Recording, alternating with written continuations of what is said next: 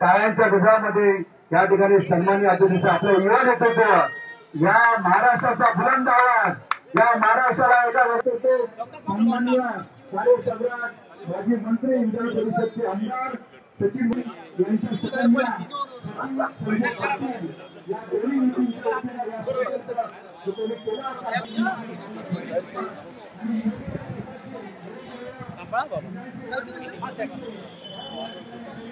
First, thank the person who is responsible for all of this and the brainchild mastermind behind this whole initiative. The first time that is something like this that we are seeing in Worli. Felicitate him,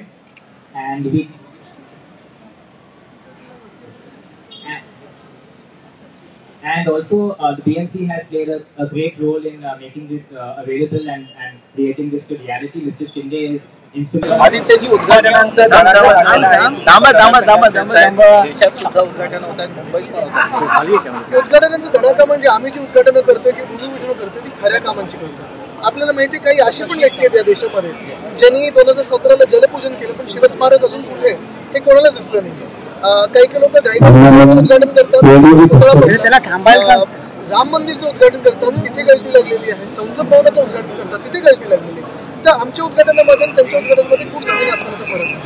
आज पंतप्रधान मुंबईत आले, उद्घाटन केली आणि त्यावेळी महाविकास आघाडीवरती टीकास्त्र सोडलेलं आहे की मेट्रो 3चा जो प्रकल्प आहे तो महाविकास आघाडीमुळे रखडला. मला वाटतं एक चुकीचं ब्रीफिंग मिळालं असेल किंवा त्यांना जनतेला फसवायचं असेल, कारण महाविकास आघाडीच्या काळात देखील आणि कोविडच्या काळात देखील मेट्रो 3चं काम एक दिवस सुद्धा थांबलं नव्हतं.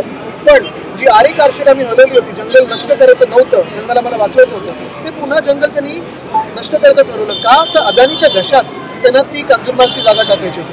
आज आपण बघताय मोदी साहेबांचं सरकार असेल, भाजपचं सरकार असेल आणि इथे मिंदेंचं सरकार म्हणजे एकनाथ मिंदेंचं सरकार, ह्या लोकांनी तीच कंझ्युमरची जागा त्यांनी अदानीच्या घशात घातली, त्यांच्या मालकाच्या घशात घातली. पण मुंबईकरांचं भलं होऊ नये हे त्यांच्या मनात. बघा त्यांच्यावर आता काय त्यांच्यामध्ये ते लाडकी बहिणी नाव कोणाचं आणि फोटो कोणाचं, त्याच्यात इगो कोणाचा मोठा बघा. आपण बघितलं की 1,64 लाखांचं बिल गावात आपल्याला आठवत असेल मागच्या वर्षी आणि या वर्षी आपल्यालाच आमंत्रण करून डावोस दौऱ्याने एक्सपोज केला होता. डावोस दौऱ्यात 28 तासात मिंदेंनी 40 कोटीहून जास्ती उडवलेले पैसे. आता हे कसे उडवले पैसे, कुठे उडवले हे त्यांनाच विचारायला पाहिजे. आयटमाइज बिल मागून, पण जागतिक दर्जाची ती लाज आहे.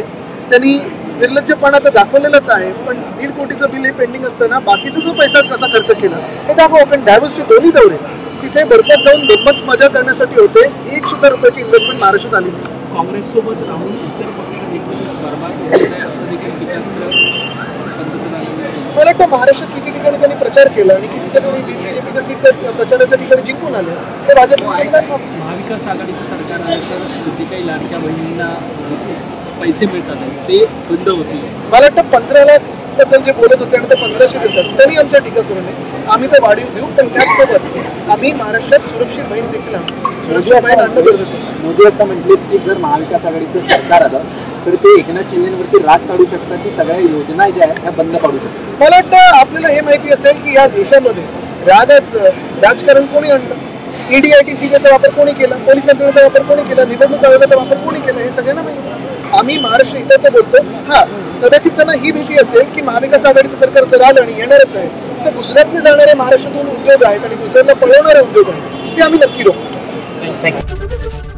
ABP माझा, उघडा डोळे बघा नीट.